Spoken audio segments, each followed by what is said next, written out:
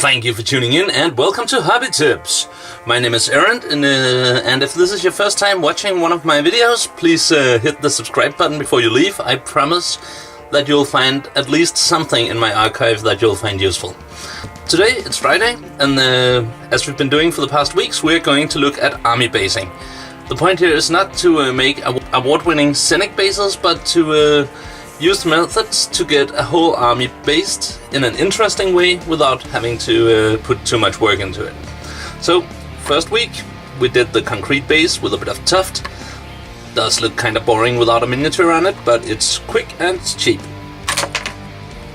Second week we did the Nurgle Wasteland, mainly using Nurgle Shrut and Cork.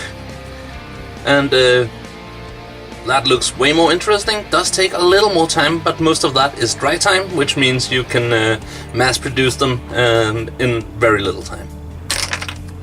And last week we did the snowy winter themed base, which again uses a bit of Games Workshop technical paints and such, but is still quite affordable compared to most things you see out there. So this Monday, under the errand update, George Flightes or George Flite, I'm not sure, sorry. Anyway, asked about ice bases, and I've never done an ice base before, so I thought that sounds fun. So let's try that.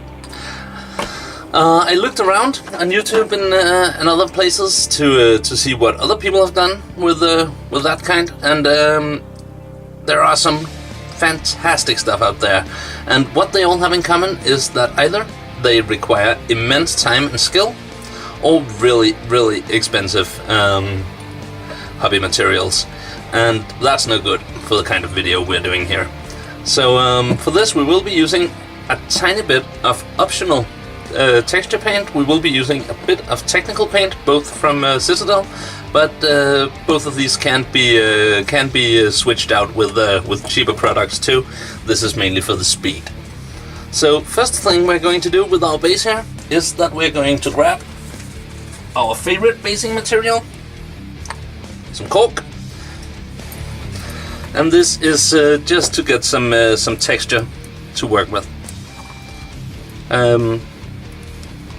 And what I imagine I want is a slightly bigger piece somewhere close to the center, and then some very small pieces just around a bit of the rim.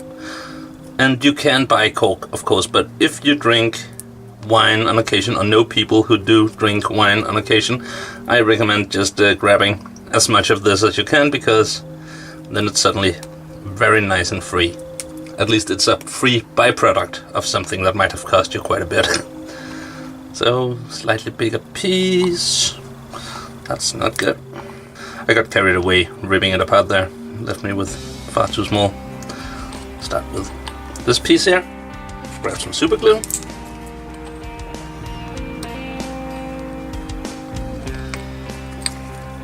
Just a bit off center and then in an angle. This.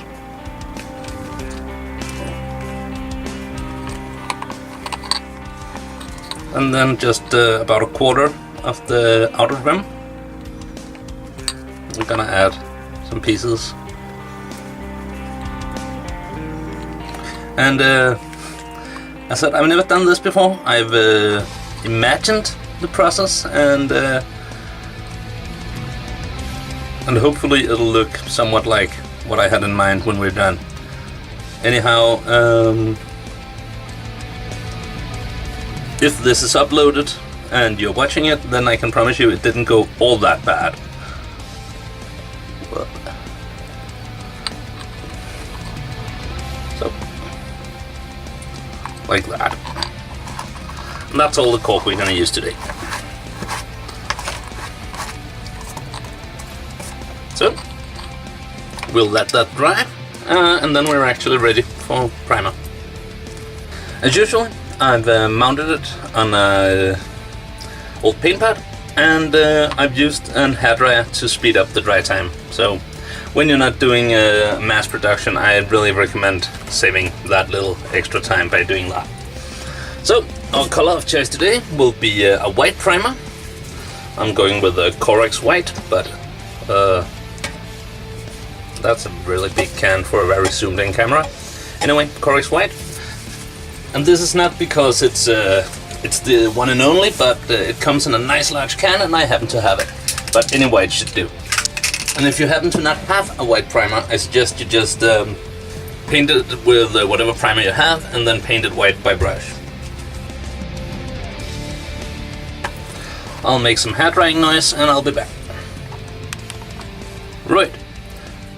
Next, we're going to take some Nihil Oxide, and while this is a weathering technical paint, I find myself more and more often using it for a lot of other effects than actual oxide or oxidation effect. It is a great paint for many things, but I don't think it looks that good on bronze. So with this, we're just gonna paint all over the entire base, allowing the white underneath to create a natural highlight on the raised areas. And my guess is a single coat will be just fine, and you can easily smear a healthy amount on. Actually, I'm gonna just deepen the middle here, put a ridiculously thick layer just around here. Like that. More hair drying time. Next up, it's time to add some shattered glass. And that is another insanely cheap hobby material. Just take a non-refundable bottle and empty it and smash it. I recommend that you wrap it in some cloth or something before you smash it, because otherwise cleaning up will not be too fun. And if you are a minor, you should let an adult handle anything that involves smashing glass, or even most adults actually should probably stay away from stuff like that. So if you're unsure, wear protective gloves or something. Anyway, what we're gonna do is we're going to add a solid amount of slightly thinned down white glue. I've just added like 4 parts glue to 1 part water, I think. And then we start to look at our shattered glass and find what we want. We're really interested in the very, very small pieces, so I'll try to get some of these. And the reason why I find a bottle is better than a drinking glass, for instance, is I used to be a bartender, and I have picked up I don't know how many broken bottles, and never once cut me, but a drinking glass, especially those thinner wine glasses, well, you can barely look at them before they cut into you. So I wholeheartedly recommend using a regular wine bottle, booze bottle. I don't know why it's different, probably because the glass is thicker, but... And if you have larger monsters or war machines in your army, you can of course use some of the bigger pieces to make their bases more interesting and stand out. Yep, and then it's time for the white glue to dry. So, next up, because we don't really want small shards of glass to fall off in the cage and damage the paint job of the miniatures. So, we're going to take some Hardware Store brand varnish. This is intended for cars, so I figured that would seal it pretty nicely. So I'm gonna do that outside, because this stuff smells horribly and is probably not good for my brain cells, and then I'll be back. So the varnish did do some discoloration to the glass, but that's okay. Hopefully yours won't, but I'll choose to live with it. What it also did was it locked it in place, and all the sharp and pointy edges are now a non-issue. I've been pressing my finger to everything that looked dangerous, and it's rounded out by the thick coat of varnish. Next, I'll take some Valhalla Blizzard, but you can use any snow effect you like. I know a lot of people prefer to mix their own from baking soda and white glue.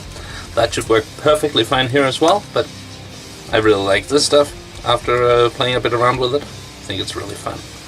And what I'm going to do with this is I'm going to aim for all the areas where our ice effect is not covering, basically.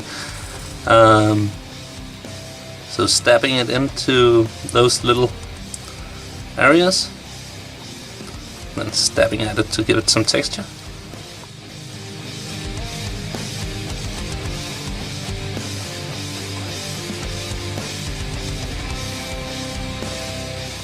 So I'll now give it some natural, non-hair drying dry time, and then we'll paint in the base trim, and we'll be done. So it's not completely dry yet, but I'm not known for my patience.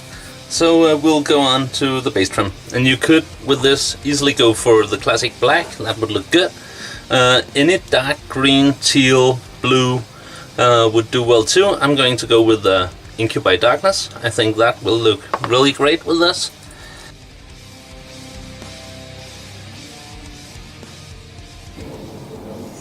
So that's my take on an ice base.